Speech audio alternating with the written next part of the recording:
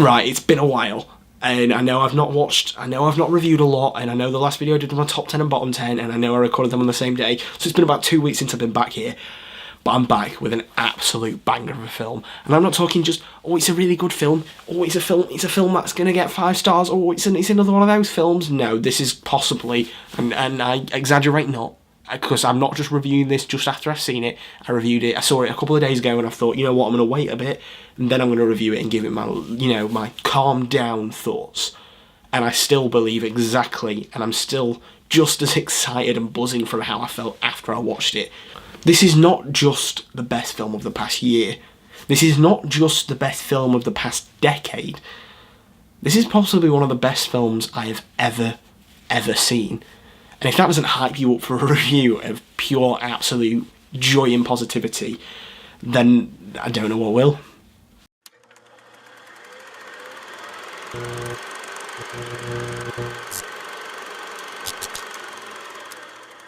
La La Land. La La Land is directed by Damien Chazelle, who directed the amazing, I'm talking contender for Film of the Year for 2014, Whiplash. It's a musical drama romance film about Emma Stone, who is an aspiring actress, and Ryan Gosling, who is an aspiring jazz musician. And he wants to open a club and she wants to become an actress. And they're these two people that you wouldn't expect to meet, but when they do meet, they fall in love. And it's kind of their love story and how ambition works and doesn't work. And it's a film that revolves heavily around their romance and musical numbers and a proper classic 1950s to 1980s musical style. It brings in elements from Footloose, brings in elements from The Sound of Music, brings in all these musical elements from films gone by, and it combines them into this masterpiece. The choreography, the music, the sound, the life in every single scene is just there. Even pure jazz pieces have that much life and effort and excitement into every single shot. And it's just so engrossing and beautiful to look at. You know, it's films like this that genuinely do inspire me to want to go into film. Because it's films like this that have clearly had so much effort and love put into them that they end up being amazing. And this is what happens when you purely don't put out a film for money. And it shows what happens when you can really, really put effort into it. Ryan Gosling and Emma Stone are absolutely fantastic in this. John Legend, again, a fantastic supporting actor in this. Again, something that I would really recommend for an award that I don't think he's been recognised for. His song Start a Fire in the film is possibly my favourite song in the film and favourite moment in the film. Ryan Gosling is just so lovable and just something about him just clicks with me. But it doesn't ever reach the heights of Emma Stone, who I think outshines nearly every single actress this year for a film, just because of the way she's portrayed. This is a film that doesn't focus on conventional Hollywood style. This is an A-list blockbuster without any of the blockbuster tropes. This is refreshing. I think that's the best word I think I can use for this, and it's refreshing. Every single scene is better than the last, and better than every other A-list blockbuster we've had this year. It's nice to see something that's visually interesting. It's nice to see something that's visually different. It's nice to see something that doesn't go down the conventional route. And it's nice to see it do it well. It's nice to see the fact that every single scene is so beautiful that it just doesn't stop me smiling. It's nice to see a film that no matter how much I want to dislike something, I actually can't find a fault with this film.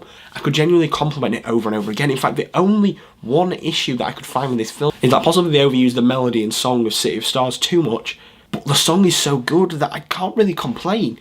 It's not as if it's a bad song. I just feel like having more songs. I just wanted more. In fact, this film is on for 2 hours and 10 minutes, and yet I could have watched it for 5 hours. In fact, this is a film that when I finished it, all I wanted to do was go back in and watch it again. And again, and again, and again. This is something that is so memorable. Every scene is stuck in my head. Every song has just made me want to listen to it again and again and again. And I genuinely can't fault it for anything. Ryan Gosling's fantastic, Emma Stone's fantastic, John Legend is fantastic, every song is fantastic, every shot is fantastic, every line is fantastic, every story beat is fantastic, the ending is fantastic, every single thing in this film is above and beyond fantastic, and I cannot wait to watch it again. And I think this may go down as one of my favourite films of all time, if not one of the greatest films ever made. Not many films can successfully say they imitated a film and a whole set of films and outshined every single one of the films they emulated. So La La Land gets an obvious 5 stars. Obviously now 2017 has a huge film to top, and speaking of the future, let's go into what's coming up in the next couple of weeks. So although I have exams and I've got a lot of pressure and things going on at the moment, the next couple of weeks may be a little bit slow.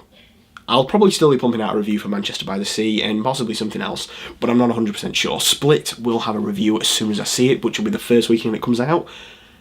And then in February we have a couple of big things. There's going to be no video essay this month due to exams and due to other things. However, my next video essay will be on Valentine's Day.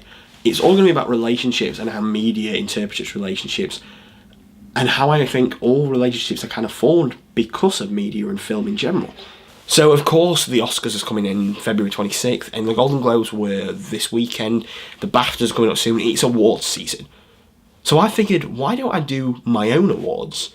Because I did my top 10 and bottom 10 of the year, but there's more to recognise in film than just those awards, and I feel like some film awards don't recognise that. So I'm going to do my own, and I don't know why I'm doing this, but I'm quite excited to do my own My Week in Media awards, which I'm going to be recognising TV, film, and kind of everything incorporated into this. And I'm very excited to do this. I've been going over all my categories, I've thought long and hard about every single thing, and that should be coming after my Valentine's Day essay.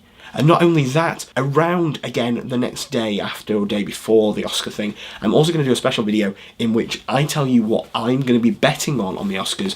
I'm going to put £20 on and let's see how much money we can earn. So it's basically going to be my Oscar predictions and trying to make some money off it and kind of make a fun little video out of that, because I think it'd be really interesting to see if I can predict it well enough and put my money where my mouth is.